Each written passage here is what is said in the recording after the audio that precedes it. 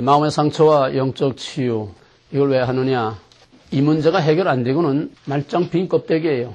천사의 방언을 하고 뭘 하고 다 해봐야 이게 해결 안 되면은 다 빈 껍데기예요. 이게 근원적인 문제예요. 왜? 마음의 상처란 원죄입니다. 원죄의 찌꺼기예요.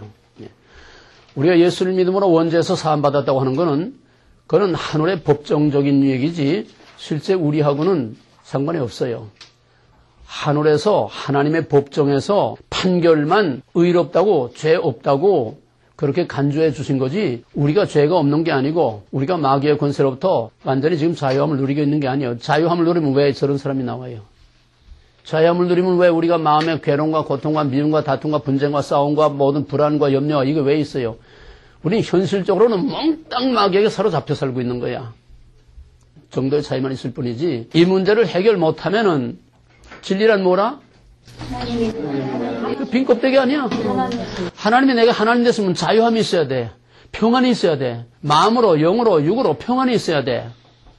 하나님이 진짜 내게 하나님 되시면은 내가 1979년에 대관령을 가다가 우리 이제 운전 배운 지 한 달밖에 안 된 부목사가 운전을 하다가 그 대관령 못미쳐 진부라고 하는 그 고개에서 차가 그냥 굴러가지고 20m 낭떠러지로 그냥 6번을 때가닥 도로 위에서 2번 뒤집히고 8번을 때가닥 하면서 내가 척추가 3개 부러졌어.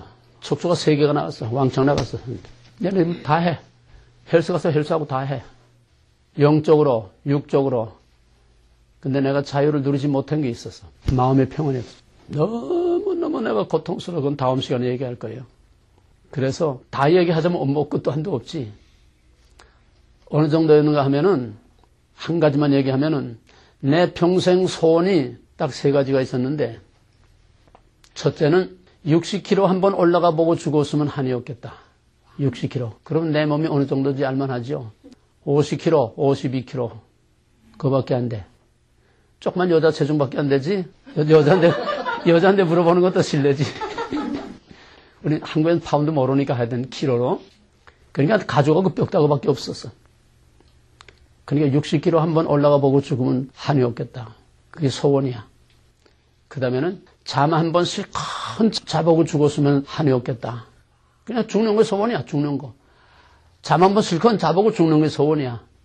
얼마나 잠을 못 잤느냐. 5년 동안 단 1분도 잠을 못 자고 살았어. 신경쇠약 때문에. 이 스트레스 때문에. 그 다음에 나머지 하나는 밥 한 번 실컷 먹어보고 죽었으면 한이 없겠다. 그러니까 이 스트레스로 위장이 엉망진창이 되고 위궤양이 다 돼서 위가 다 그냥 빵꾸나고 뭐 2시간마다 한 번씩 이 진통제고 물약을 먹지 않으면은 이게 딱 그냥 그 시간이 지나서 경련이 오게 되면은 생각하는 그 로댕에 있지? 그냥 꼼짝 못하고 하여튼 어디서든 그대로 가만히 어디 꼼짝을 못해. 위에 경련이 일어나면.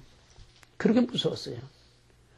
그 죽통, 그 마오병, 이게 그 입구에 그 큰 마오병, 그 아마 미지였나 일지였나 그래요. 거기다가 죽을 담아가지고 그걸 죽통을 메고 다니면서 강의를 했는데 그 죽도 못 먹고 나중에는 물도 못 먹어. 물 한 모금만 먹어도 그냥 딱 걸려가지고 내려가질 않아요. 딱 명체 걸려가지고. 약도 못 먹어. 아무것도 못 먹어. 그러다가 어느 날 갑자기 하루아침에 이게 다 깨끗이 하나님이 다 치유해 주셔서 그때부터 지금까지 자유함을 누려요. 근데 내 마음의 상처와 고통은 아직도 자유를 누리지 못하고 있었어. 이거 치유된 지 얼마 안 돼. 예수님은 자기가 다 당하고 겪은 걸 하라고 했지, 바울도 자기가 다 당하고 겪은 걸 하라고 했지, 자기가 겪지 않은 거 그냥 공상이나 지식이나 이론이나 이거 가지고 하라는 게 없어. 내가 여러분에게 하라고 한 거는 내 70, 80 평생 다 겪은 거고, 이 상처의 치유도 내가 다 겪은 걸 여러분에게 하라고 하는 거지, 내가 뭐대 이론으로 어디서 뺏겨다가 무슨 지식을 가지고 하는 게 아니에요. 지식 가지고 안 돼. 지식 가지고는 아무런 능력이 없어요. 그래서 바울이 인간적으로, 도덕적으로, 인격적으로 완벽하기 때문에 나를 본받으라고 한 게 아니라 그 믿음, 바울의 그 자유한 그 핍박과 고난 속에서도 영적으로 자유함을 누리는 바로 영적 권위와 그 자유함과 예수 그리스도를 본받은 그러한 믿음을 본받으라고 하는 거지, 인간적으로, 도덕적으로, 윤리적으로 완전해서 본받으라고 한 게 아니에요. 그런 의미에서 여러분도 나를 본받아요. 나를 본받아요. 나와 같이 자유함을 누려야 돼. 믿음의 퀄리티는 마음의 평안과 감사와 기쁨이 있는가 없는가, 그게 믿음의 진짜 퀄리티예요. 하나님과의 바른 관계에 있고 인간과의 바른 관계에 있을 때에만 참 평안과 감사와 기쁨이 넘치는 삶이 되는 거지, 현실적으로 인간관계, 하나님과의 관계, 세상과의 관계, 내 안에 이 사탄의 둥지가 그대로 있는 한은 마음에 평화와 감사와 기쁨이 없어. 이거는 감정으로 오는 그런 일시적인 그런 기쁨이 아니야. 조건적인 어떤 조건에 따라서 좋아졌다 나빠졌다 하는 그런 게 아니라 469장 창선처럼 내 영혼의 그윽이 깊은 데서 맑은 가라에 훈련하네. 그냥 기쁨이 샘솟듯, 평화와 기쁨이 샘솟듯 솟아나는, 이것이 이 땅에 있으면서 천국의 자유와 평화와 안식과 기쁨을 누리는 진짜 퀄리티는 신앙이지, 이게 하나님이 내게 하나님 되시는 거예요. 이게 진리야. 이게 복음이야. 복음이란 본질상 전인적인 치유입니다. 육신의 치유, 마음의 치유, 영적인 치유, 죄와 마귀에게 사로잡히고 눌려있는, 갇혀있는 모든 영육 간의 모든 마귀의 권세와 죄의 권세와 모든 이런 부자유한 것에서 자유함을 누리게 하는 총체적인 전인적인 치유가 복음이지, 예수 그리스도의 십자가는 전인 치유의 복음이지 영적인 것만도 아니고, 또 예수님이 살아생전에 병자 고친 육신의 병만 고치는 게 아니라 그리스도의 복음은, 진리는 본질상 치유하는 거예요. 치유가 없는 거는 그건 진리가 아니에요. 치유가 없는 거는 참 복음이 아니에요. 복음으로 말미암은 자유가 없는 거는 참 복음이 아니에요.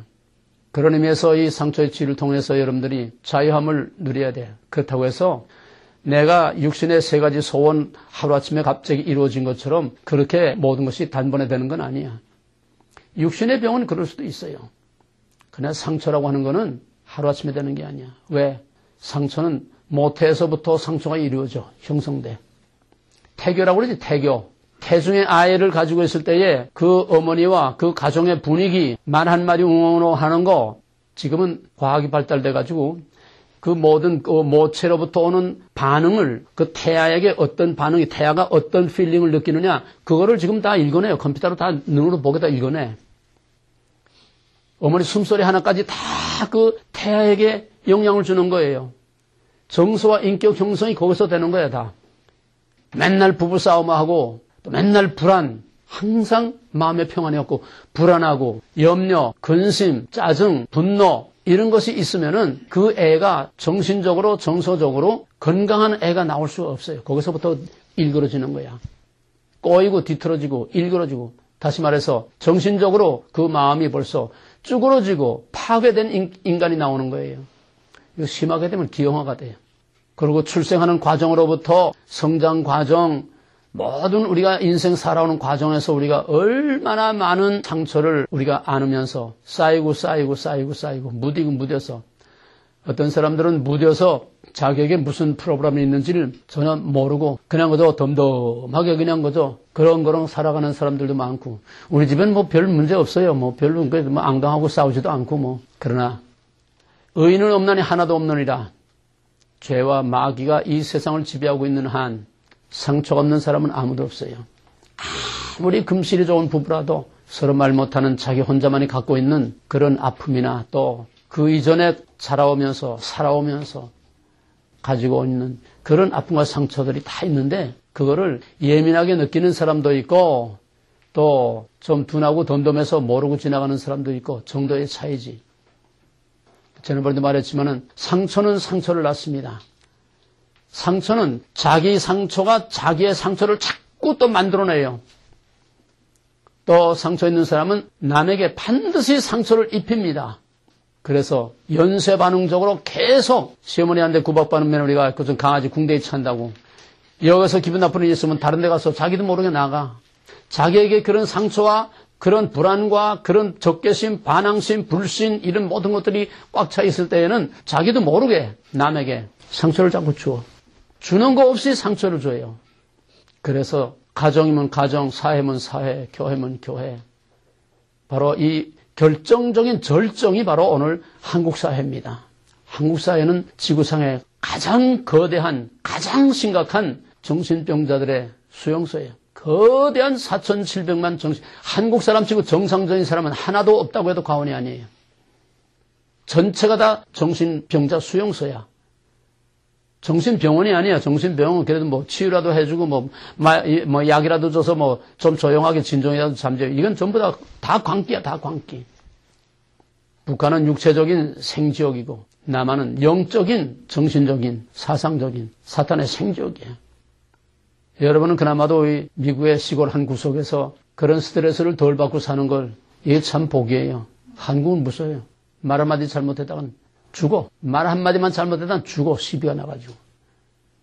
그 사람들이 북적대는 속에서 어깨 한번 잘못 붙였다고 때려 죽여. 무서운 세상이에요. 무서운 세상. 더더구나 요즘은 그 아동 성폭행. 이건 정말 세계에서 유례가 없는 심각한 상태예요. 보통 정신병이 심각한 게 아니에요. 근데 속수무책이에요. 교회가 이 일을 담당해야 돼. 교회 목사부터 다 정신병자예요. 목사부터 자기 자신 해결 못해. 알지도 못해. 우리 드란노에서라도 담은 몇 사람이라도 여기서 고통당하는 사람들이 영으로든 육으로든 정신적으로든 치유를 받고 자유함을 얻는 구원의 사건이 있어야 돼. 자유한 평화의 사건이 있어야 돼. 할렐루야 찬송이 터져 나올 수 있는 그런 승리의 개선가가 나올 수 있는 그런 구원의 사건이 여기서 일어나야 돼.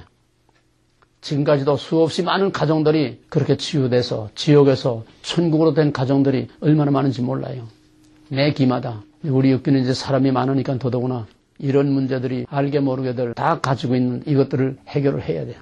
자, 그럼 지난번에 공부한 거 모든 마음의 상처는 어디서 온다? 모든 마음의 상처는 어디서 온다? 기억할 걸 기억하지 못하면 뭐지? 그럼 힘든 것도 아니고 세이브만 딱 해두면 나오는 건데 모든 상처는 어디서 와요? 죄와 마귀. 죄와 마귀에게서요. 그럼 그걸 안 오게 하려면 어떻게 해야 돼? 내 안에 상처가 만들어지지 않게 하려면 어떻게 해야 돼? 마음의 상처는 죄와 마귀로부터 온다. 그럼 죄와 마귀가 내게 상처를 갖다 주지 않게 하려면 어떻게 해야 되냐고. 내가 가르쳐 준 게 있지. 다 같이 시작.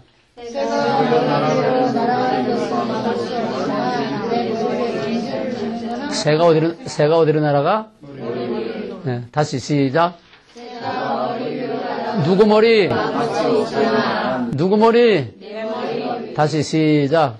새가 내 머리 위로 날아가는 것은 막을 수 있지만 내 머리에 줄을 것은 막아야. 여러분 집에 새 한 마리씩 그려놔. 새 한 마리씩. 그럼 새가 내 머리로 날아가는 건 뭐예요? 이거보다 쉬운 문제야. 새가 내 머리로 날아가는 건 뭐예요? 순간적으로 느끼는 나쁜 생각, 감정, 좋지 못한, 불쾌한, 섭섭한 그런 모든 생각, 또 감정, 기분 이런 것들이 새가 날아가는 거예요. 그럼 둥지 틀지 못하게 하면 어떻게 해야 돼? 상처란 뭐예요? 상처란 뭐라고 그랬지? 새가 날아가는 건 막지 못하는데 둥지를 트는 건 막으라고 하는 거 둥지가 상처지. 예? 그럼 어떻게 해야 둥지를 틀지 못해? 둥지를 튼다는 건 뭐예요? 그런 생각이나 그런 감정에 사로잡히는 거, 거기에 묶이는 거, 또 거기에 붙들려서 이걸 놓지 못하는 거, 그렇게 되면 상처가 된다는 거예요. 둥지가 돼. 그럼 어떻게 해야 돼요? 둥지 틀지 못하게 하려면? 사로잡히지 말고 놓지. 둥지 틀지 못하게 하려면 어떻게 해야 돼? 새가 내 머리에 앉으려고 그러면 어떻게 해야 돼? 쫓아버려야지. 뭘 쫓아버려 그러면? 상처. 불쾌한 생각, 네, 부정적인 생각, 그런 감정, 그걸 거기서 다 털어버려야 되는데, 그게 누구 맘대로 돼? 내 속에 꽁 하고 이게 들어박히는데, 그게 쉽게 털어져? 말만 쉽지, 실제로 그게 털어지질 않아. 그냥 금세 사로잡혀. 꽁 하고서는. 그래서 훈련이 필요한 거예요. 훈련이란 습관입니다. 훈련이란 습관이야. 저절로 되는 게 아니야. 배워서 되는 게 아니야. 그 뭐 성령 받았다고 되는 게 아니야. 습관이란 뭐예요? 반복. 예술가나 모든 운동선수라는 거는 계속해서 같은 행동을 계속해서 반복함으로써 훈련이 되는 거예요. 그죠? 자기 스타일을 버리고 자기 습관을 버리고 자꾸 하라고 하는 그대로 자꾸 계속 같은 거를 반복함으로써 바스켓볼에서 공을 거기다가 집어넣는 것도 그거 한 번에 돼? 자꾸 같은 행동을, 같은 동작을 자꾸 반복함으로써 그 습관이 훈련이 되는 거예요. 신앙이란 훈련이에요. 습관을 통해서 훈련이 돼야죠. 상처의 치유도 훈련으로 되는 거지 절대로 저절로 되는 게 아니야. 기도한다고 되는 게 아니야. 은혜 받았다고 되는 게 아니야. 새를 쫓는 훈련으로부터 시작해서 끊임없는 피나는 싸움, 투쟁, 훈련이라는 건 그리 쉬운 게 아니에요. 모든 훈련은 다 고통이 따르고 불이익이 따르고 자기 억제와 자기 포기가 따르게 되고 그럴 때에 훈련이 되는 거지. 저 하고 싶은 대로 자기 형편대로 자기 기분대로 다 하고선 무슨 훈련이 돼요? 먹을 거 다 먹고 잘 거 다 잡고 놀 거 다 놀고 할 거 다 하고 그런 것은 무슨 인류 메달감이 되고 인류 예술가가 되고 인류 피아니스트가 될 수가 있어요? 신앙은 그 이상의 훈련이 필요한데 오늘날 어디서도 훈련이 없어. 훈련이 왜 없어요? 제자 훈련도 있고 무슨 훈련도 있고 훈련 많이 아니야. 그거 아니야. 그런 거 가지고 안 돼. 영적인 훈련. 지식 가지고 안 돼. 생활과 삶 속에서 말씀과 성령이 그 삶 속에 적용이 됨으로써 하나님이 내 하나님 되는 무서운 싸움을 통해서 훈련을 통해서 되는 거예요. 하나님이 내 하나님 된다는 건 그냥 되는 게 아니라 하나님과 나와의 싸움이야. 하나님과 내 안에 있는 자기 주장이라고 하는 마귀와 하나님과의 싸움이야. 이 싸움이 없이는 절대로 영적인 훈련이 안 되고 신앙의 훈련이 안 돼. 무슨 성경 공부 프로그램들 그런 훈련 가지고 되는 게 아니에요. 약간의 도움은 있어. 약간의. 일시적인, 그냥 근원적인, 근본적인 해결은 아니야. 그래서 마귀가 우리에게 일단 들어와서 이게 한 번으로 끝나는 게 아니고 아까도 말했지만은 모태에서부터 빽하고 나올 때부터 지금까지 살아오는 과정에서 우리 계속 끊임없는 이 도전, 자극, 끊임없는 이러한 자극을 받으면서 계속해서 상처를 자꾸 입는데 하나님이 주신 은혜로 말미암아 무슨 은혜? 망각의 은사로 말미암아 또 자기도 모르게 자꾸 잊어버려서 어느 정도 이게 자꾸 여과돼 나가니까 살지 이게 그대로 다 쌓이면 터져서 죽어. 그래도 다 여과돼서 흘러나가서 배설물처럼 흘러나가지만은 그러나 찌꺼기가 자꾸 쌓여. 찌꺼기가 자꾸 쌓여. 우리가 좋지 못한 패트푸드나 좋지 못한 음식들을 자꾸 먹으면 맨날 대변을 소변으로 다 나가지만은 계속 쌓이니까 그것이 콜레스테롤이 쌓이고 동맥경화증이 되고 당뇨가 되고 뭐가 되고 자꾸 성인병이 되고 자꾸 비만증이 걸리고 다 하는 거 아니에요? 배설돼도 쌓이듯이 영적으로도 똑같아. 마음으로도 똑같아. 배설되지만은 쌓여. 어떤 사람은 좀 배설을 잘하는 사람도 있고 어떤 사람들은 배설을 못하고 자꾸 쌓이는 사람도 있고 꽃 같은 걸 먹어도 운동을 자꾸 하면은 여과가 되죠. 운동을 안 하면 계속 먹기만 하면 자꾸 이렇게 되는 거 아니에요? 꽃 같아. 영적으로나 육적으로나 정신적으로나 또 마음의 상처나 다 마찬가지. 그래서 이런 것들이 우리 안에 쌓이게 되면은 거기에 교재에 나와 있던 것대로 여러 가지 많은 이런 상태들이 나타납니다. 한마디로 종합해서 말하면 마음의 평화가 없고 기쁨이 없고 감사가 없고 사랑이 없고 진실과 서로를 믿어주는 그런 신뢰가 없고 불신과 배타, 부정적이고 불안, 염려, 초조, 근심 항상 마음에 오그라들어 있는 긴장되어 있는 이런 속에서 누구와도 원만한 인간관계를 갖기가 어려운 정말 살아있으나 생적 같은 가정이면 가정, 사회면 사회, 교회면 교회. 아무도 없어도 자기 혼자 안에 있어도 자기 안에서도 무서운 싸움이 벌어지고 자기 안에서도 평안이 없고 기쁨이 없고 결국 지옥 같은 생활을 사는 거예요. 우리는 이 세상에서 완전한 구원을 다 누릴 수는 없지만은 그러나 제한적이고 한계가 있지만은 그러나 하나님께서 허락하신 최소한 거기에 어느 정도까지는 우리가 이 땅에서 영으로 육으로 마음으로 정신적으로 환경적으로 자유함을 누려야 돼. 자유함을 누려야 돼. 이 미국에 오니까 프리라는 말 참 많이 쓰더라고요. 프리 그냥 장사꾼들 무슨 마당 그냥 전부 프리. 근데 우리 크리스찬이 얼마나 자유함을 누리며 삽니까?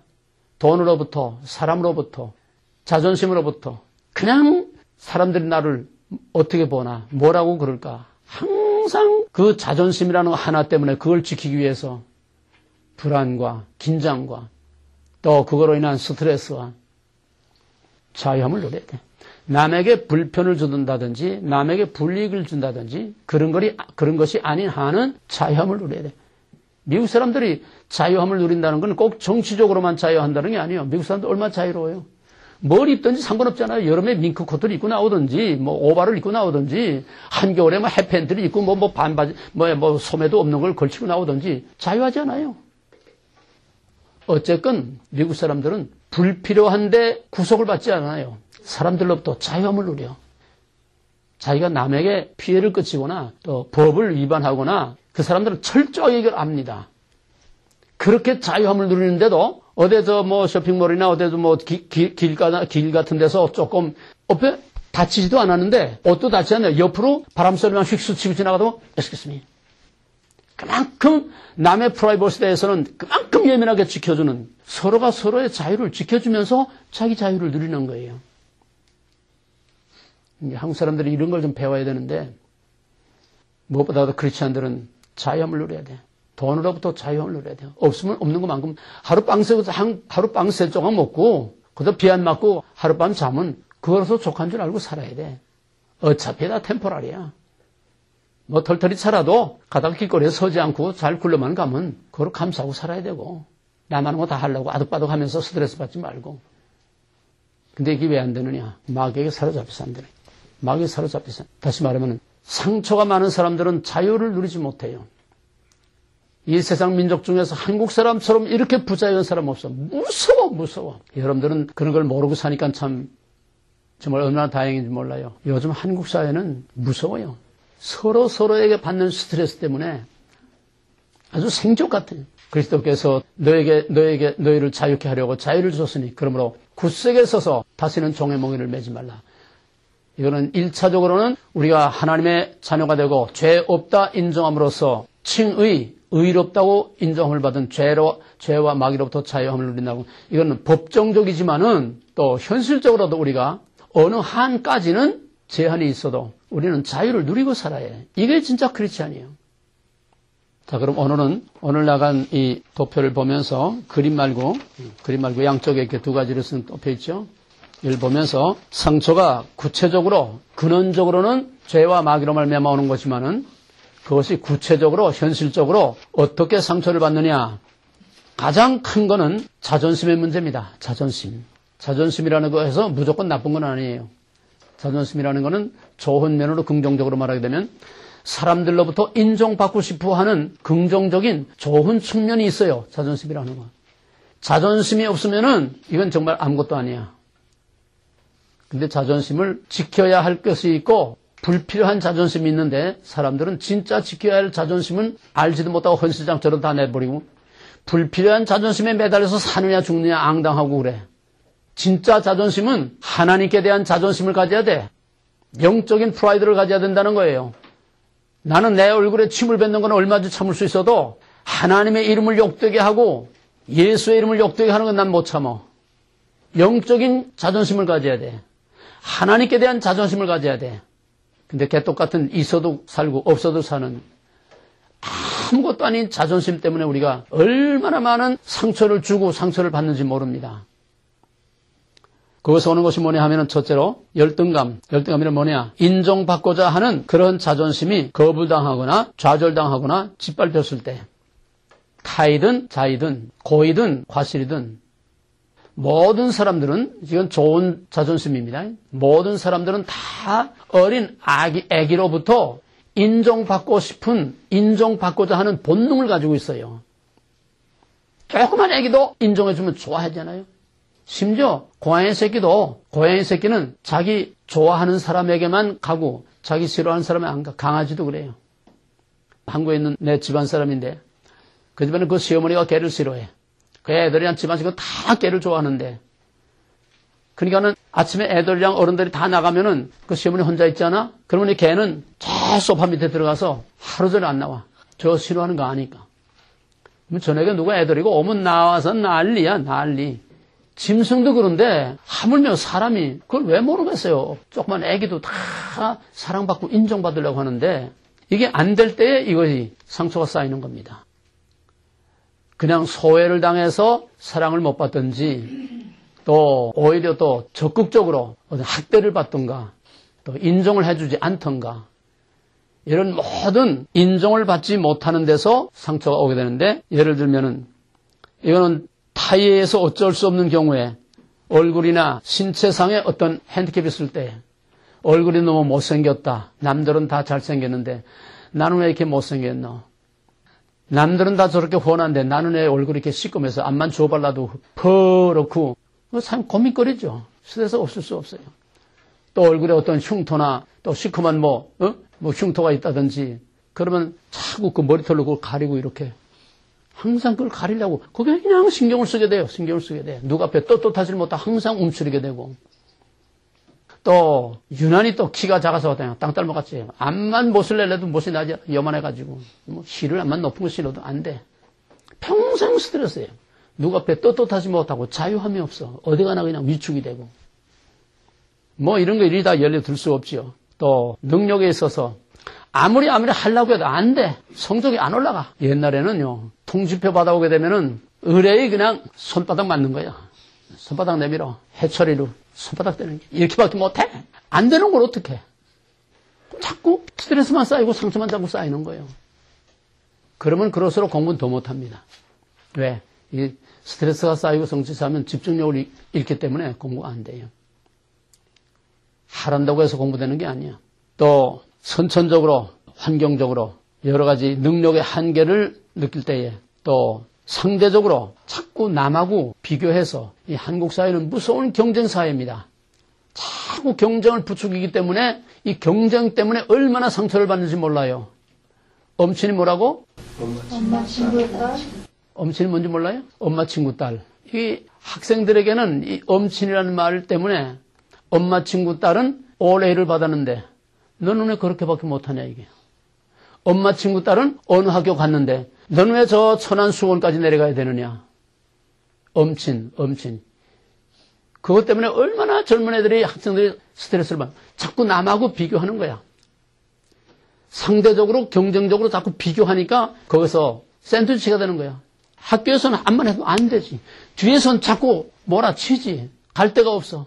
그럼 어떻게 돼? 옆으로 삐져나가는 거지. 탈선을 하든가 세상을 자리거라 하고 아파트 빌딩에서 그냥 뛰어내리든가. 빠져나갈 길이 없으니까. 그래도 우리 세대 정도 사람들은 괴로우나 즐거우나 그냥 그저 끙끙 참고 그래도 그저 속이 다 골마 터지고 다 문드러져도 끙끙 참고 사는 그런 참고 사는 인내심이 우리 세대만까지만 해도 그게 있어서 그래도 이만큼들 살고 있는데 요즘 한국의 젊은이들은 참지 못해요. 그걸 참지 못하면은 폭력으로 나가서 누굴 때려 죽이든지 아니면은 자기가 죽든지 이제 아주 적극적인 행동으로 극단적인 행동으로 나가지 절대로 고통을 참고 견디지 못합니다. 요즘 아이들은.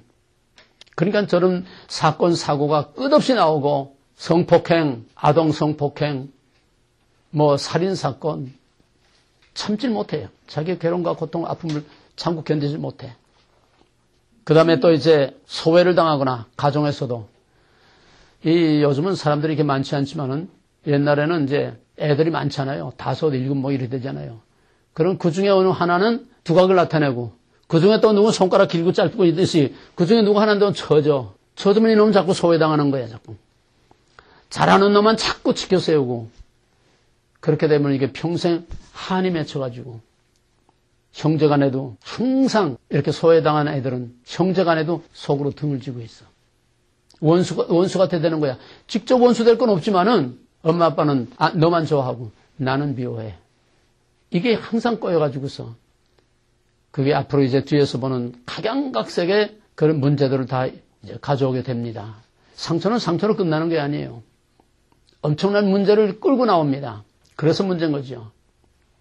그 다음에 이제 무시당하는 거, 가정이나 학교나 직장이나 어떤 집단에서 따돌림을 당하거나 무시를 당하거나 어디도 끼지 못하고 항상 소외되고 물하고 기린처럼 따르돌고 그런 데서 오는 또 자기 의견이나 자기 생각이 받아들여지지 않고 계속해서 묵살당하고 거부당할 때 특히 부부간에 또 부모 자식 간에 한 번도 뭐 하겠다고 하면 기꺼이 하라고 한번 해보라고 이렇게 힘을 실어주지 않고 꼭 브레이크를 걸고 꼭 부정적인 그런 반대 의견들을 내놓고 이게 서로가 다 상처가 있어서 물론 그렇지만은 이렇게 부부면 부부 또 부모와 자녀면 부모와 자녀 간에 이렇게 인커리지 격려해주고 한번 해봐. 실패해도 한번 해봐. 내가 우리 아이가 중학교 1학년 때에 그때 컴퓨터 XT 쓸 때 XT 알아요? XT는 여러분 알지도 못할 거예요. 맨 처음 나온 거야, 컴퓨터가. 그거 쓸 때, 그때 이제, XT 다음에 나온 PC, 퍼스널 컴퓨터. XP 다음에, 윈도우는 아직 모르고, XP 다음에 그 때문에 PC, 개인, PC가 나올 때인데, 그때 얘가 컴퓨터를 한번 만들어 보겠대. 그 생태계가 컴퓨터를 만들어 보겠대. 그래, 얼마면 되겠냐? 얼마면 되겠다고. 그래, 한번 해봐라. 그 용산 전자상가에 가서 뭐, 다 파트들 사다가 이렇게 낀대. 처음이니까 뭐, 다 껴가지고 스위치 딱 넣으니까 팍 타버렸어. 그럴 수 있는 거야. 그 야단치면 안 돼. 그 다음에 두 번째는 그래 해가지고서 아주 첨단 컴퓨터 박사가 됐어요. 사방에 남의 컴퓨터 만들어주고 또 남의 컴퓨터 고쳐주고 그것 때문에 지금까지도 뉴저지에서 지금까지도 그냥 맨날 남의 컴퓨터 고쳐주러 돌아다니고 참 이런 게 중요해요. 실패를 통해서 성장하고 성숙하고 깨닫는 건데 이런 걸 자꾸 이렇게 막게 되면은 나는 아무것도 할 수 없어. 해봐야 소용없어. 말해봐야 소용없어. 또 안 돼. 그러니까 이 사소한 상처라는 건요. 사소한 것들이 자꾸 이렇게 쌓여서 티끌 못해서 안 된다고 이런 것들이 쌓여서 나중에는 그 뿌리가 너무 단단하고 너무 깊어져 가지고서 이게 평생 그 뿌리를 뽑지 못하는 무서운 상처들로 한두 가지겠어요? 그 상처의 뿌리들이 한두 가지겠어요? 어마어마하게 많은 문어발 같은 이런 종류별의 그런 상처들이 그냥 나무 뿌리처럼 얽히고 설켜가지고 뿌리 깊이 베낀 그 상처를 하루아침에 하루 이틀에 고쳐지겠어요? 그게 뿌리가 깊은 것만큼 시간이 오래 걸린 것만큼 그만큼 치유의 시간이 그만큼 많이 걸립니다. 뿌리가 깊은 것만큼 그만큼 그걸 치유하는 데는 엄청난 고통의 대가를 치러야 되고 엄청난 인내와 정말 피투성이가 되는 그런 자기와의 싸움과 요즘 털도 안 뜨고 예수 십자가 은혜 한마디로 뭐든지 다 되는 거죠. 이게 사기야, 사기. 예수 십자가 공로는 우리가 죄와 마귀로부터 구원받는 구속, 영적인 구속을 받는 그거지. 그 다음에 우리 모든 삶 속에서 이루어야 할 치유, 즉 어려운 말로 말하면 성화의 과정은 피나는 싸움이야. 저절로 되는 게 아니야. 성화는 저절로 되는 게 아니야. 요즘은 중생교리만 있고 성화에 대해서 일체 말을 안 해. 전부 웰빙, 그저 복받고 잘 사는 얘기만 했지. 사랑하라, 서로 도와주라, 구제하라. 전부 이런 웰빙 도덕적인 얘기만 했지. 치유에 대해서 전혀 말하지 않고 성화에 대해서 전혀 말하지 않고 인간 자체의 변화를 위해서 훈련을 위해서 전혀 교회가 말하지 않아. 지금의 복음은 다 가짜예요. 성화가 따르지 않는 중생은 그건 가짜예요. 그 다음에는 자기 의견이 항상 거부를 당할 때 그게 좀 무서운 상처가 되는 겁니다. 그 다음에 또 하나는 무관심. 이 무관심보다도 잔인한 게 없습니다. 여러분 부모 자식 간이나 부부 간이나 서로 싸운다고 하는 거는 그만큼 갭이 없고 가까운 증거예요. 그 단계가 지나가면은 나사가 돌리다가 지나가면 겉돌잖아요. 그 단계가 지나가면은 요즘 사람들이야 싫으면 그냥 그거 해주면 그만이지만은 그러나 그 정도도 못 되고 해지지도 못하는 사람들은 넌 너, 난 나 서로 놓다치. 겉으로 멀쩡하게 그냥 들락거리면서 같이 사는데 한 지붕 밑에 같이 사는데 서로 건드리지도 않고 간섭하지도 않고 관심도 없고 그래도 같이 한 소대 밥이나 먹고 그래서 빨리 옷이나 갈아입고 나가고 넌 너, 난 나 서로 완전히 대화가 차단되는 이 무관심. 이 무관심처럼 무서운 게 없어요. 무관심 제일 잔인한 겁니다. 차라리 싸우는 게 나아요. 싸우는 게. 미국의 심리학계에서 언젠가 발표한 걸 보니까 이 노인들 이제 두 그룹으로 나누어서 서로 다투며 사는 노인들하고 서로 다투지 않는 그룹하고 두 그룹을 놓고서 오랫동안 장기간 동안 검토를 하고 연구를 했더니 싸우지 않고 사는 부부들이 빨리 죽더래요. 왜 그럴까? 싸우지 않고 평화롭게 지내는 부부들이 빨리 죽더래요. 왜 그럴까? 관심이 없어요. 관심이 없어서? 외로워서? 아니, 잘 사는데 왜 빨리 죽습니까? 그거는 빨리 죽는 그룹도 그야말로 다정하게 재미나게 사는 부부는 오래 살 거고 그야말로 무관심하게 사는 그런 물론 그 중에도 이제 부정적, 긍정적 두 그룹이 있겠지요. 예. 싸우지 않는 것도 정말 금슬이 좋아서 안 싸우는 거 하고 그 도를 넘어서 이제는 싸워봐야 안 되니까 왜? 맨날 싸워봐야 못 이겨. 입 뻥끗 했다가는 그냥 박살이나. 그래서 숫째 참고 사는 거야. 그래서 조용한 거야. 그러니 어떻게 되겠어요? 속으로 다 썩어 문드러지는 거야. 가정이 평화롭기 위해서는 누군가가 십자가를 지고 누군가가 그 대가를 치르기 때문에 가정이 평화로운 거지. 서로 다 자기 의견, 자기 생각 다 말하고서는 조용할 수가 없어요. 왜? 한 배서 난 자식들도 생각이 다르고 감정이 다르고 성격이 다 다른데 어떻게 남남길에 남의 뿌리에서 나온 몇십 년을 자란 사람들끼리 만나서 어떻게 마음이 항상 일치하고 살 수 있겠어요? 그건 다 참고 사는 거야. 이 참는다는 것이 이게 다 병이 되는 거야, 이게. 상처가 돼서 속이 썩어 문드러지니까 이 스트레스가 수명을 단축하는 거예요. 모든 질병은 70%, 80%는 다 스트레스로 오는 거예요. 참는 것만이 능사가 아니야. 믿음은 참는 게 아니에요. 해결이 돼야 돼. 해결이 돼야지. 자꾸 꽉꽉 둘러서 참기만 하면 결국 어딘가 골마 터지게 돼 있어. 참는 게 능사가 아니야. 참는 거로 안 돼. 그러다가 터져. 죽어. 참았다 터지면 그냥 끝장이야, 그때는. 참았다 터지면 화산이 폭발하는 것처럼 뭔가 일나. 자기가 죽든지 남을 죽이든지 아니면 그냥 끝장을 내든지. 참을 거는 물론 참을 때까지 참을 거는 참아야지요. 그러나 참는 자체가 해결책이 아니라고 하는 거. 그래서 다투는 사람은 왜 오래 사느냐? 스트레스를 해소하니까. 둥지를 털어버려. 네? 둥지를 털어버리니까는 그게 계속 쌓여서 썩어 들어가진 않아. 어느부터 가서 싸워. 적당히 싸우는 거는 스트레스를 해소되는 하나의 치유법이 되는 거고, 카타르시스, 정화작용이 된다는 거예요. 적당히 싸우는 건. 그러나 그것도 어쩔 수 없는 궁여지책의 수단이지, 진짜로 이 모든 과정을 다 넘어서서 치유가 되고 나서 안 싸우는 건 이건 진짜예요. 치유가 되고 나서 안 싸우는 진짜야. 우리 부부는 서로 마주 앉았다 하면 누구든지 한마디만 입이 나가면은 탁구야. 톡 치면 톡 쳐. 톡 치면 톡 쳐. 두 번, 세 번, 그 다음에 벌써 탁 올라가는 거예요. 입을 못 벌려.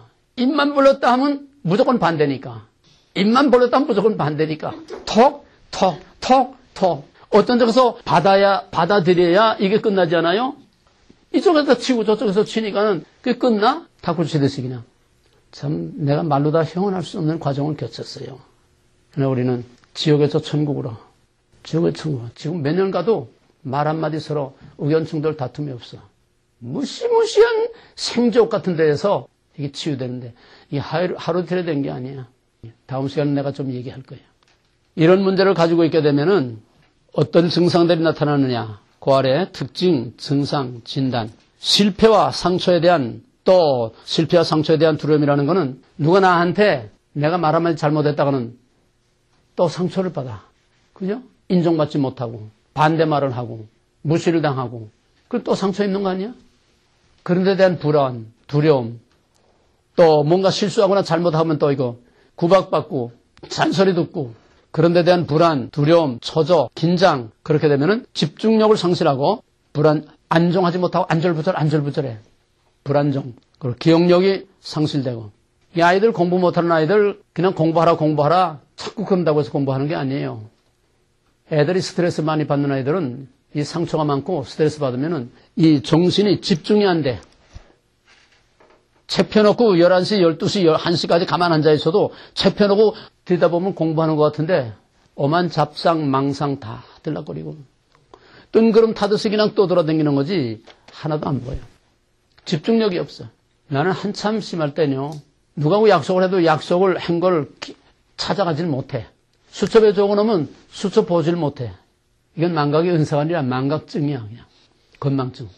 수첩에 적어놓으면 뭐래? 그걸 봐야지. 그 나중에 손바닥에 적어놔야 손바닥에 적어놓은 것도 이걸 보는 걸 잊어먹고 약속을 못 지켜. 그 정도는 아무것도 아니야. 어느 정도가 하면은 이 집중력이 없으니까 기억력과 집중력은 같이 나갑니다. 집중력이 없으면 기억력이 없어지는 거예요. 여러분 기억할 걸 기억하지 못하는 건 공부에 집중 못해. 집중력이 없어서 그래. 다 분산이 돼가지고 집중해서 딱 들으면 한마디에 딱 뺏깁니다. 잊어버리잖아요. 내가 지금 내일 모레 80이라도 집중해서 딱 이렇게 어떤 책을 본다든지 어떤 내가 정말 궁금하던 거 어디서 딱 발견했다든지 할 때 요구나 딱 하나가 한 번 딱 입력되면은 지워지질 않아요. 집중해서 들은 거, 집중해서 본 거, 그건 한 번으로 잊어버리질 않아. 근데 그것도 편안하게 태평하게 들은 거는 꼴백 번 들어도 자꾸 잊어버려. 내가 기억력이 집중력과 기억력이 얼마나 내가 심각했는가 하면은 성경을 못 읽어. 성경을 한 절을 못 읽어. 한 절을 왜 못 읽느냐? 한 절을 읽으려면은 그 앞에서 나온 단어하고 그 다음 단어들이 연결이 돼야 말이 되잖아요. 그래야 이해가 되잖아. 단어 하나하나가 한 단어 넘어가면 고전 단어가 새까맣게 잊어버려 생각이 안 나. 한 단어가 연결이 안 돼. 여러분 상상할 수 있어요? 그런 거? 한 단어 내려가면 그 웃단어가 새까매. 그러니까 한 절 가지고 10번, 20번을 읽어도 끝내 그 한 절이 무슨 말인지 모르고 결국은 더 읽질 못해. 그런 생활을 했어요. 얼마나 심각해. 여러분은 그 정도 아니까 애라는 건 꼭 해. 정신병도 안 되려면. 그래서 불안정, 기억력 상실, 또 피로, 이 스트레스가 심하고 긴장, 불안, 염려, 초조 이런 스트레스와 상처와 이런 것들이 심하면요. 사람이 스트레스를 받으면 진액이 빠집니다. 진액이. 하는 거 없이 진액이 빠져. 하는 거 없이 피곤하고 아무것도 안 하는데도 그렇게 그냥 막 온몸이 녹아내리고 그냥 맥을 못 쳐. 조그만 서성대도 그냥 다 무너지는 것처럼 맥을 못 치고 먹고 놀아도 그렇게 힘이 들어. 피곤해. 이 정신적인 스트레스 받는 거예요. 에너지가 무진장 소모됩니다. 육체 노동의 몇 배 소모돼요.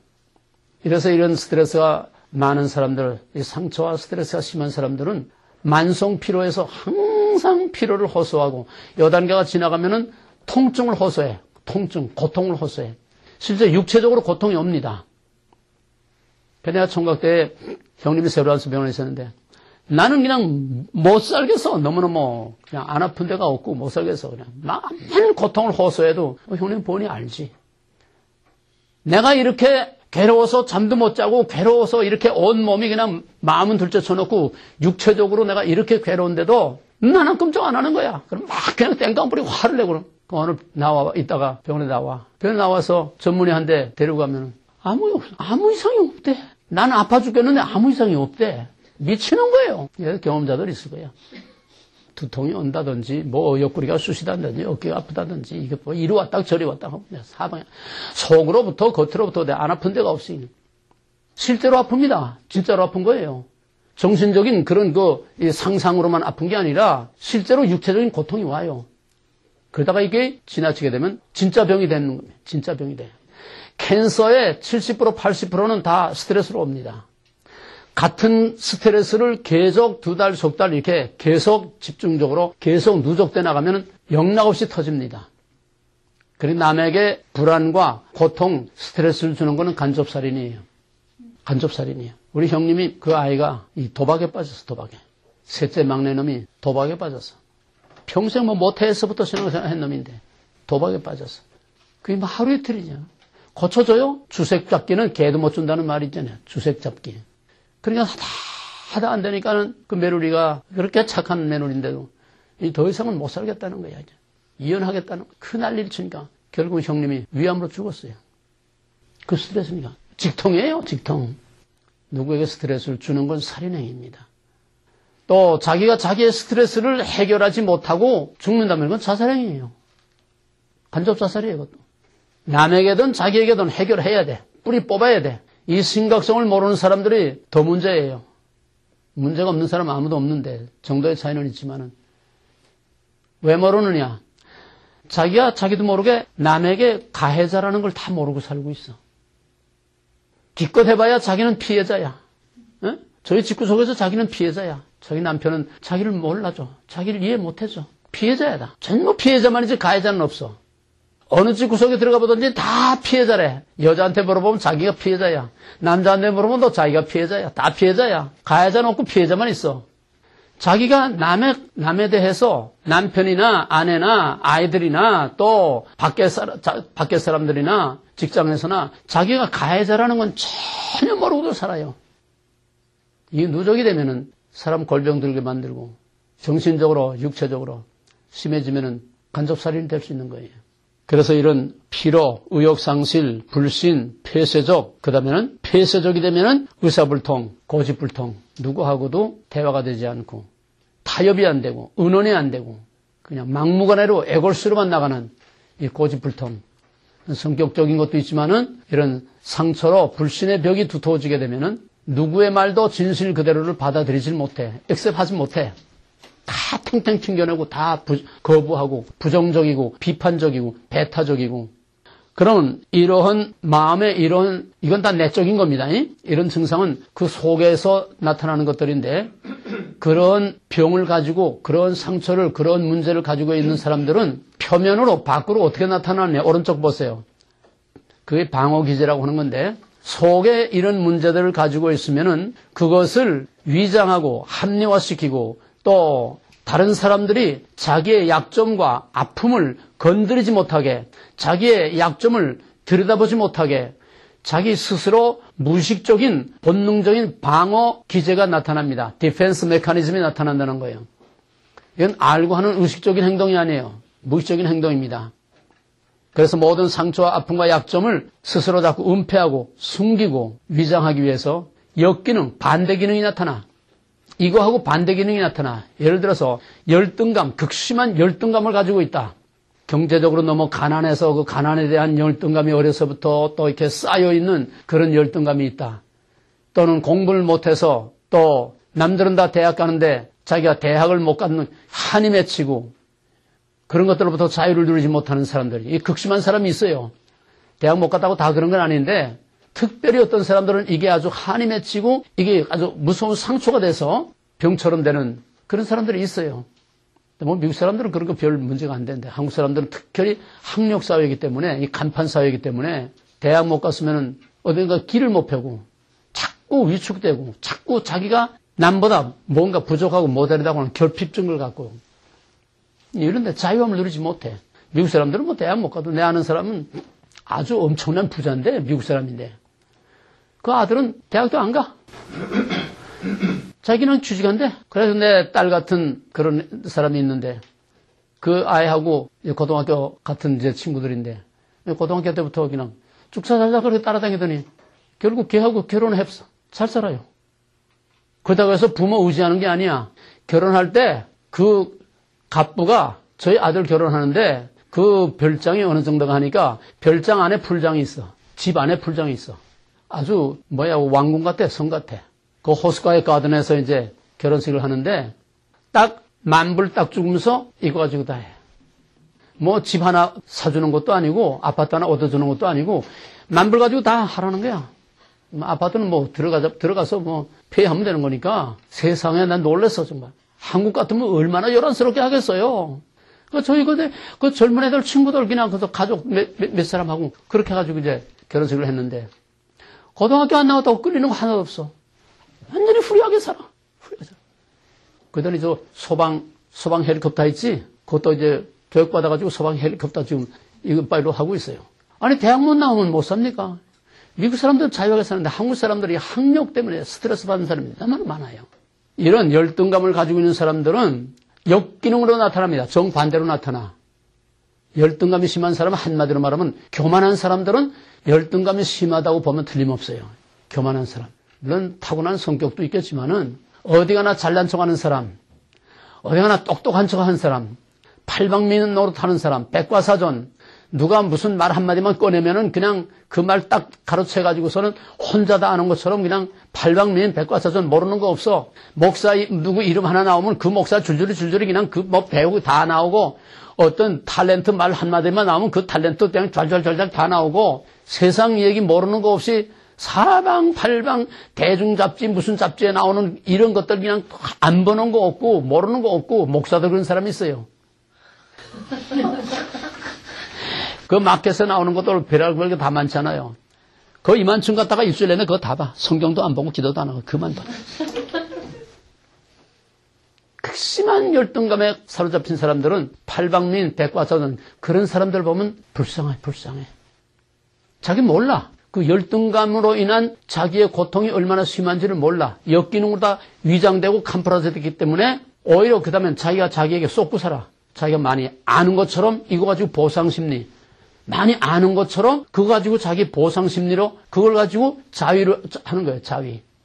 이런 사람들은 참 불쌍한 사람들이요. 또 있는 척하고 뭐든지 차도 인류, 뭐 집도 그냥 힘에 넘치도록 그냥 큰 집, 좋은 집 뒤집어 쓰고 차도 좋은 차, 옷도 남보다 더 비싼 옷, 브랜드, 좋은 것들만 입고 다니고. 여기는 참 자유로운데요. 아무거 입고 다녀도 한건 안 그래. 굶어 죽어도 남한테 끌리지 않게 입고 다녀야 되고. 응? 하다못해 여자들 신발 어디 가서 벗어놓으면 신발 어디 거나 신발 안에다 써있잖아. 그거 가지고 자존심 상하는 거예요. 땡볕 내서라도 최고 신발 비싼 것들을 사 신고 다녀야 되고. 이렇게 되면은 자기라고 하는 건 없어져요. 전부. 그러니까 과소비, 낭비, 허세, 이 애모를 봐도 다 나타나. 애모를 봐도. 과소비, 낭비, 허세, 얼굴로 다 나타나. 이런 상처가 심한 사람들, 열등감이 심한 사람들. 또 어떤 사람들은 불안, 초조 때문에 자기 속에 잠시도 평안이 없고 항상 그냥 불안, 긴장, 초조, 그냥 다리가 다다다다다다 떨지 않으면 그냥 한 군데 오래 가만 앉아있지 못하고 그냥 화장실 들락날락 하지 않으면 이 불안, 초조. 또 어디 가서 팍팍 기마에 쓰고 그냥 돈 쓰는데 그냥 팍팍 쓰고 다니는 사람. 물론 마음이 좋아서 이렇게 쓰는 사람도 있지만은 이런 디펜스 메커니즘으로 자기가 가난에 대한 이 열등감이 꽉 찬 사람들은 밖에 나가서 자꾸 이런 걸 과시하는 거예요. 과시나 이런 것들이 자기도 모르는 중에 다 나타나는 겁니다. 그 다음에 이제 또 다른 측면을 보게 되면 이런 사람들은 두 가지 행동 양식으로 나타나요. 이거 다 할 수 없으니까 크게 나누면은 두 가지 행동으로 나타나. 모든 사람들은 밖으로 발산하는 애향적인 사람이 있고 안으로 움츠러드는 내향적인 성격이 있습니다. 이건 타고난 성격이니까 거기에 따라서 이 디펜스 메커니즘이 달라지는 거예요. 아니 그거 아직 보라고 한 건 아니야. 그건 조금 더 이따 봐. 애향적인 사람은 밖으로 자꾸 발산을 하기 때문에 적극적인 반응으로 나타나. 이 디펜스 메커니즘이 적극적인 행동으로 나타나요. 이 적극적인 행동이 애향적인 사람들은 이게 잘못되게 되면은 공격적이 되고 범죄, 공격, 폭력, 그 사람은 건드리면 안 돼. 건드리면 그냥 폭탄 같은 말이 나오든지 뭐 칼날 같은 비수 같은 아주 그냥 속을 팍 긁어놓는 말이 탁 나오든지 이 사람은 그냥 건드리면 나와. 그러니까 그림 보세요. 여기. 거기에 두 사람 마주한다는 그림. 이 그림이 두 사람의 특징을 한번 얘기해봐요. N쪽에 있는 사람의 특징은 뭡니까? 그 특징이 여러 가지가 있어요. 내향적. 그런데 여기에 나타난 그림의 실질적인 특징이 뭐예요? 방어다. 그건 전체적인 거고 부분적으로 구체적으로 그 사람의 행동 양식이 어떤 행동 양식으로 나오겠는가? 보호, 감추는 거, 가리는 거, 숨기는 거, 또 어떻게? 그림을 봐야지. 내 얼굴 보면. 가리고 전신을 다 가렸잖아요. 전신을 다 가렸어. 그걸 다른 말로 구체적으로 말해봐요. 뭘 가렸어? 뭐를 가렸어? 뭐를? 몸, 자기 자신. 그래 뭐가 없어? 자유함. 뭐가 없어? 자유함이 없다. 아니 그 사람에게서 지금 뭐가 없냐고, 뭐가 안 되냐고. 얼굴에 뭐가? 눈, 코, 입. 그러니까 눈을 가리고 입을 닫고 귀를 닫고 클로즈. 누구 말을 듣지 않아. 현실을 현실대로 직시하지 못해. 그러니까 눈도 귀도 입도 다 닫아버렸어. 말 안 해. 왜? 말 한마디 잘못해다 자기 약점 드러날까봐, 자기 무식 드러날까봐, 자기 실수 드러날까봐, 또 거절을 당할까봐. 그 두려움과 불안 때문에 말을 안 해. 이 질문하는데 대답하는 사람들 이 형이에요. 입 다물고. 잘못 대답했다가 창피당할까봐, 자존심 상할까봐. 이 형이야 다. 마음의 문이 닫혀있다는 증거예요. 그 다음에 귀도 닫았어. 듣질 않아. 그 방패를 들고 방어형이야. 예, 갑옷을 입고 방어형. 그 다음에 오른쪽에 있는 사람은 어떤 타입이? 이건 남자 여자를 이렇게 꼭 말하는 건 아니에요. 이게 남자일 수도 있고 여자일 수도 있고 이쪽도 남자일 수 있고 여자일 수 있어요. N쪽에 있는 사람은 어떤 특징이에요? 공격적. 근데 지금은 공격하고 있는 건 아니야. 그러나 언제든지 건드리면 공격할 자세를 갖고 있는 거야. 언제든지. 너 나 건드리면 나 가만 안 있을 거야. 항상 건드리면 팍 나가 그냥. 건드리면 화삭 팍 나가. 그러니까 이런 사람하고 이걸 여러분의 가정으로 그대로 옮겨놔봐요. 목사님이 그리신 거예요 혹시? 궁금해서. 어떤 형이야 자기는? 저는 이 공격적. 그 속에 담고 있지 않은 거예요. 또 저요? 지요? 보게 하는 거. 모르는 게 어디 있어? 둘 중에 하나지. 중간. 중간은 없어. 갑옷 입고 팔 때. 둘 다. 또, 아침하고 저녁하고 다르고. 아침하고 저녁하고 다른 것 같아. 어떻게 그것도 일리가 있어요. 저는 공격형 같아요. 공격형 같아요. 공격형이야? 예. 근데 그림은 맞게 그렇죠. 여자분들 다 공격성이라 하는 거 보니까. 여자분들 그런 것 같아요. 결혼했어, 청각이야? 저요? 결혼했습니다. 결혼했어? 이게 요즘 거의 다 이런 거 아닌가 난 봐요. 거의 다, 요즘 다 거의 다 이렇지 않나. 이게 시대의 흐름이니까. 여자들은 요새 참고 가만히 있질 못해. 이제 남자들이 참는 세상이고. 이제 지금도 물론 남자가 여자 폭행하는 사람들도 많지만은 요즘 한국에서는 남자가 여자한테 폭행을 당하는 가정들이 많고 선생이 학생들 때리는 게 아니라 이제 학생이 선생 때리는 시대야. 이 시대의 흐름이 그러니까 어쩔 수 없어요. 근데 어떤 사람은 그러더라고. 나가서는 공격적이 되고 집안에서는 방어형이 된다. 또 집안에서는 공격형이지만 나가면 방어형이 된다. 그것도 맞는 얘기예요. 왜? 밖에 나가서 점잖고 얌전하고 남한테 참 인심 없는 사람들이 바깥하고 집안하고는 영 틀립니다. 정반대예요. 여러분 특히 대표적인 거는 깡패들. 깡패들 얼마나 무섭습니까 밖에서. 근데 깡패들은 집에 가면은 저희 부인들 얼마나 애끼고 잘해주는지 몰라요. 그 밖에서처럼 그렇게 무서우면 어떻게 살겠어요? 정반대예요. 정반대. 깡패들은 저희 부인들을 얼마나 애끼고 얼마나 위해주고 얼마나 사랑하는지 몰라요. 일이 있어요. 일리 있지? 예. 또 밖에서 잘하는 사람들에게 정말 다 인정받고 존경받고 그런 사람 집구석에 하게 되면 이것도 사탄으로 변해. 내가 한국에서 크고 기도원 한울산이라고 하는 큰 기도원에서 이제 몇천 명 모인 그 기도원에서 이제 여러분 집회를 하는데 예배 끝나고 나서 어떤 젊은 자매가 상담을 하겠다고 왔어. 그냥 엉엉엉엉 울면서 이제 얘기를 하는데 자기 아버지가 어느 서울의 큰 교회에 아주 수석 장로인데 교회에서는 아주 천사라고 그러는데 천사. 양같이 순하고 그렇게 잘 숨기고 교회에서는 다 그 장로님을 천사라고 그러는데 근데 집에만 오면은 이게 악마로 변해서 그냥 자기를 그냥 막 장작 패듯이 그냥 팬다는 거야. 얘는 더 이상 내가 매 맞고 살 수가 없어서 매 맞다가 맨발로 도망쳐서 갈 데 없으니까 이제 기도원에 올라온 거야. 난 이젠 못 내려갑니다. 이젠 내려가면 맨날 맞아 죽어요. 더 이상 난 못 내려가요. 어떻게 하면 좋습니까? 그걸 가라고 그래. 가지 말라고 그래. 밖에 나가면 천사인데 집에 들어오면 악마로 변하는 이런 사람들. 극단적인 예지만은, 예. 목사들도 강대상에 서면 천사 같죠? 집에 돌아가게 되면, 집구석에 돌아가게 되면. 제일 문제 많은 가정이 목사의 가정들입니다. 왜? 두 얼굴을 가지지 않을 수 없어. 그렇다고 해서 그게 숨겨지진 않아. 다 나옵니다. 어디를 삐져나오든지 그 말하는 매너에서 나오든지 설교에서 나오든지 그 사람의 삶에서 나오든지 뭐 교인들과의 어떤 관계에서 나오든지 어디든 터져나오게 돼 있는데 제일 이 치유에 이게 진짜로 필요한 사람이 목사예요. 목사의 가정. 우리 동양에도 수신제가 지국평천하 자기 몸을 다스리고 가정을 다스리고 그 다음에 나와서 세상을 다스리라. 성경에도 그랬잖아요. 디모데전서 3장에서 목사와 장로, 집사, 한 아내의 남편으로 그 자녀들을 잘 다스리는 자라야 할지니 그렇지도 못해. 제일 스트레스 많이 받는 게 목사와 사모들입니다. 왜? 이건 당하기만 했지 같이 싸우지 못하잖아. 입 한 번 뻥꺼냈다간 뭐 날벼락 나는데 응? 보따리 싸고 도망가야 될 판인데 쫓겨날 판인데 그러니까 목사는 목사대로 속으로 다 새기고 꿍꿍거리고 사모는 사모대로 또 항상 소외감을 느껴. 왜? 목사는 꽃밭에 살거든 항상 그냥 뭐 신방 가고 어디 가고 그냥 맨날 꽃밭에 살고 또 존경받고 대접받고 그냥 높임받고 목사님 한데 이 사모는 이건 뭐 아주 꼬다른 보릿자루예요.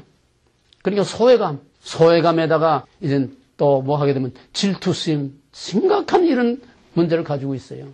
그럼 어떻게 돼? 집안에서밖에 저희끼리밖에 붙을 데가 없어. 제일 심각한 게 목사의 가정입니다. 이런 사람들이 이제 그 다음 그림을 보세요. 맨 끝에 이런 그림.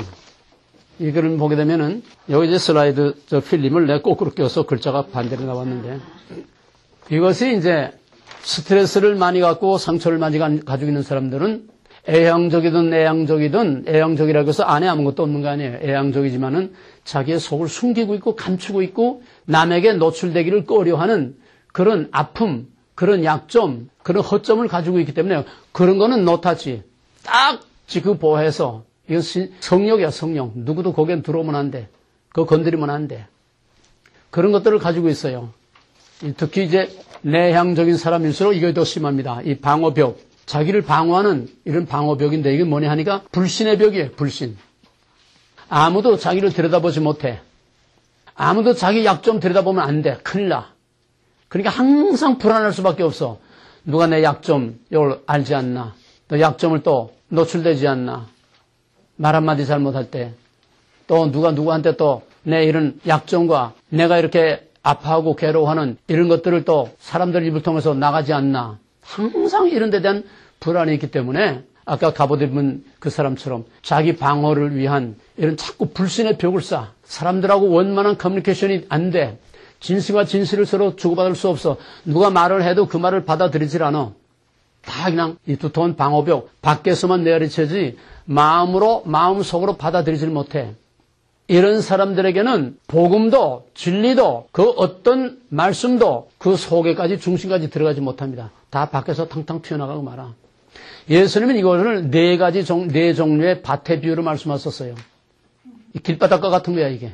또 가시덩굴, 돌짝밭 이건 다 상처와 하지로 세상 근심, 불안, 염려, 걱정 이런 것들이 다 얽히고 성긴 이게 가시밭, 돌짝밭, 길바닥 이게 심해지면 이 길바닥처럼 완전히 성을 쌓고 벽을 쌓고 그 속에 숨어서 오픈을 안 하는 거야. 딱 클로즈하고. 뭐 성격적인 차이도 있지만은 말을 해야 할 자리에서도 말을 하지 않고 이렇게 클로즈하고 있는 사람들은 다 이런 형들이에요. 이런 형들이에요. 이런 형은 어떤 것으로 나타나는가? 그 다음 그림 보세요. 양쪽에 이거. 내향적인 사람은 안으로 움츠러져 들어가. 자꾸 위축돼. 우울증, 노여움, 분노, 곡해, 애곡 이런 사람들은 무슨 말을 해도 꽈배기처럼 다 이렇게 벨벨 꼬여서 오해를 하고 곡해를 하고 남은 선한 뜻으로 말하는데 피해의식이 꽉 차가지고 피해망상증에 걸려가지고서 저 사람이 나를 또 어떻게 하려고 그러는가? 왜 저런 말을 하는가? 이런 식으로 오해, 곡해, 애곡, 그 다음에 자학, 비판, 또 반대로 얌전하고 착하면서도 절대로 무너지지 않는 그런 아집, 고집, 애골, 절대로 누구 말 듣지 않아. 자기 고집대로 하지. 또 이거 조금 더 지나치면은 또 옆으로 나가면은 음주, 마약, 도박, 도벽, 또 그 다음에는 은둔, 많은 사람들 앞에 나타나지 않고 사람들 틈에 끼어서 어울리지 못해. 항상 뒤로 쳐져서 혼자서 숨어 살길 좋아하고 방구석에 처박혀서 밖에 애출하는 걸 싫어하고 사람들 모임에 어디 나가는 걸 싫어하고 교회를 가도 그냥 꽁문이 아무도 모르는데 꽁문이나 한쪽 귀퉁이에 가만 앉았다가 예배만 딱 끝나면 싹 빠져나가고 사람들과의 교제와 이런 사귐이 없어. 항상 자기는 숨어 살아. 피해망상, 의사불통 또 어떤 경우에는 거짓말 자꾸 자기를 위장하기 위해서 자기도 모르게 이게 무의식 중에 하는 거예요. 거짓말을 하겠다고 일부러 생각해서 꾸며서 하는 게 아니라 무의식적으로 습관적으로 그냥 거짓말이 나가버려. 거짓말이. 무조건 거짓말로 나가버려. 누가 말을 해도 그냥 자꾸 거짓말이 그냥 나가버리는 거야. 이게 거짓말이 습관화되게 되면은 자기가 거짓말을 하고 있다는 걸 전혀 모릅니다. 몰라. 예를 들어서 남편 집에 옆에 있는데도 전화가 왔어. 아무개 집사님 계십니까? 나가 밖에 나가고 없는데요. 이 전화 자체에 대한 불안증이 있어. 누가 가까이 접근하는 거기에 대해서 항상 불안이 있는 불안. 습관적으로 자꾸 거짓말을 해. 이유 없이 거짓말을 해. 아무 소득도 없는 맹목적인 거짓말을 해. 습관적으로 거짓말을 해. 그런 사람들하고 무슨 대화가 되고 그런 사람들에게 무슨 복음이 들어가겠어요? 그 다음에 초조, 불안, 긴장 말할 거 없고 그 다음에는 또 이제 이런 사람 중에는 아부형이 있어요. 아부형. 개처럼 충성하고 이제 목숨을 다 바치듯이 그냥 개처럼 충성하고 왜? 아까 처음에 말한 것처럼 인정을 받기 위해서 물불 모르고 충성을 해. 비굴할 정도로 충성, 좋게 말하면 충성, 나쁘게 말하면 아부. 이런 사람들은 강자에게는 약하고 약자에게는 강합니다. 무슨 말인지 알겠어요? 강자에게는 약하고 약자에게는 강해. 이 미국 사람들 중에 그런 사람들이 많아요. 왜? 미국 사람들 중엔 이 결선 과정에서 자라는 사람들이 너무 많기 때문에 이런 사람들은 강자에게는 약하고 약자에게는 그냥 눌러버려요. 그래서 아주 이런 정연하게 합리적으로 팍팍팍 대들게 되면은 꼼짝 못하고 그냥 뒤로 물러서. 어정쩡하게 이 아시안들 1세들 말도 잘 못해서 어정쩡하게 그냥 콱 밟아버려. 그러다 이 문제가 많은 사람들이. 물론 성격적인 것도 있긴 하겠지만은 대부분 다 이런 것들이 강자에게 약하고 약자에 강한. 또 이것이 이제 심하게 되면 탈선, 애도, 자살. 그 다음에 오른쪽에는 밖으로 주로 나타나는 성격의 사람들입니다. 과섭이, 낭배, 낭비, 포식, 또 선심, 허세, 허영, 아까 말한 것 백과사전, 팔방미인, 완벽주의, 결벽증. 이게 완벽주의, 결벽증. 이건 아주 전형적인, 이건 상처를 많이 가지고 있는 사람들이에요. 왜? 자기 핸디캡, 자기 그 열등감, 자기 부족한 거를 역기능으로 나타나기 때문에 실수가 많은 사람들일수록 완벽주의가 많습니다. 좀 허술하고 좀 뭔가 완벽하지 못한 사람들이 더 완벽증, 그런 결벽증 이런 걸로 나타난다는 거죠. 그 다음에 거부, 반항적, 부정적, 배타적, 또 강한 경쟁심, 이게 다 열등감이 밖으로 노출되는 거예요. 강한 승부욕, 그 다음에 공격적, 지배적, 험담, 남의 험담하는 거, 이간질하는 거, 음해, 증오, 폭력, 범죄, 분노, 살인 이런 사람들 중에서 독재형이 나오고 잔인한 범죄형이 나오고 또 이런 사람들 중에서 무서운 소유욕으로 수단과 방법을 가리지 않는 그러한 부정과 부패가 여기서 나오는 거예요. 정복욕, 성취욕 이건 좋은 면도 있고 나쁜 면도 있어요. 사회적으로 성공하기 위해서 정말 수단과 방법을 가리지 않고 국회의원이 된다든지 뭐 된다든지 막 집안 다 팔아서라도 성공하려고 하는 그런 성공욕, 성취욕, 정복욕 이런 형들로 나타나는. 마지막으로 한 가지만 얘기하면은 600만을 가스실에서 유태인을 학살한 전대미문의 이 어마어마한 죄악을 저지른 히틀러. 그 히틀러가 왜 그런 짓을 했느냐? 간단한 거예요. 바늘도둑이 소도둑 된다는 말이 있죠. 이 히틀러가 어렸을 때 아주 찢어지게 가난했어, 집이. 근데 아버지도 없고 할아버지 밑에서 이제 크는데 그 옆집에 그로서리가 있는데 그 그로서리는 유태인이 하는데 항상 저희는 가난하니까 그냥 애상으로 갖다 먹고 꼬다 먹고 돈도 꼬다 쓰고 자꾸 그러니까는 유태인은 샤이로크 같이 그냥 철저하게 받아내잖아요. 이자까지 붙여서 받아먹잖아요. 그럼 맨날 와서 빚독초고 하고 떡이나 애상값 갚으라고 그러고 맨날 시달리면서 살으니까 이 유태인이 그렇게 미울 수가 없어. 저희 가난에 대한 그것이 유태인에게 반사작용으로 유태인에게 대한 증오가 자꾸 나가는 거야. 그래서 이 공산주의자들이 다 그 가난하고 소외되고 이런 사람들이 전부 빨개로 다 넘어갑니다. 그 분노를 쏟을 데 없으니까 전부 부자들, 가진 자들에 대한 적개심으로 나오는 거예요. 그 대표적인 노무현이. 그 대표 전형적인 샘플이 노무현이에요. 그런데 하루는 학교 갔다 오는데 엄마 하고 뛰어들어오는데 자기 엄마 방에서 그 빼볼때기 유태인 그놈이 허리띠도 못 메고 이러고 기어 나오는 거예요. 그럼 여기서 그 어린아이 히틀러에 불이 난 거야. 눈에서 불이 난 거야. 이놈의 새끼 너 두고 보자. 내가 감히 우리 엄마를 이놈의 유태인 두고 보자. 그것이 결국은 유태인 놈들은 이 지구상에서 다 싹 그냥 멸종을 시켜야 된다. 정권을 잡고 나서. 그래서 유태인 학살이라고 하는 유태인은 아주 지구상에서 멸종을 시켜야 된다고 하는 그런 무서운 그런 죄악과 범죄가 지극히 작은 어린 아이의 이 상처에서부터 온 거예요. 상처란 이렇게 무서운 거야. 뭐 그런 예를 우리가 다 들 필요도 없지만은 작은 시비가 큰 시비 된다고 이런 문제를 해결하지 못하고 겉으로 다 얼범으로 덮어놓고서는 해출한 무덤처럼 거룩한 척하고 뭐 믿음이 좋은 척하고 뭐 성경을 좀 아는 척하고 뭐 교회에서 열심히 봉사하고 성실한 척하고 신용 얻고 뭐 안수집사 되고 뭐 되고 아니야. 그거 가지고 아니야. 근본적으로 속사람이 치유되고 속사람이 변화돼야 마음이 열려야 하나님과 열리고 마음이 열려야 사람과 열리고 마음이 열리고 영의 문이 열리고 그래서 하나님과 사람과 영상통 교제하고 교통할 수 있게 될 때에 사람 같은 사람이 되고 아내 같은 아내가 되고 남편 같은 남편, 부모 같은 부모가 되고 크리스찬 같은 크리스찬이 되는 거예요. 이 근원적인 원죄의 이 문제를 해결하지 못하고 예수 믿는다는 건 말짱 거짓말이에요. 오늘 여기까지만 하고 다음 시간에 조금 더 실질적인 얘기를 하겠습니다. 기도합시다. 감사한 하나님. 수십 년 어려서부터 우리가 자라오고 살아오는 과정, 또 가정생활과 이 미국 생활에서 우리가 알게 모르게 쌓이고 뿌리 깊이 내려진 우리가 모르는, 자기도 모르는, 또는 서로 같이 살을 맞대고 살면서도 서로가 모르는, 자기만이 부둥켜 안고 있는 이 아픔과 괴로움과 고통과 심지어는 불감증까지도 우리가 다 모르는 중에 덮어놓고 살고 있지만은 누구나 깨끗한 자가 없고 완전한 자가 없고 마음에 상처가 없는 자가 없지.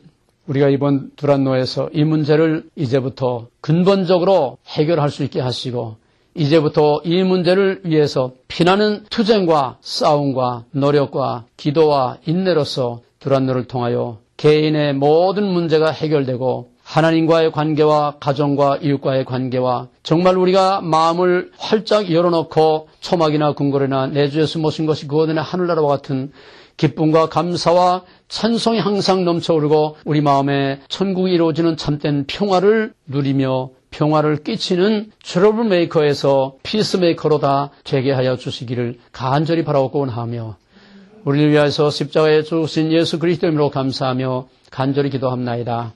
아멘.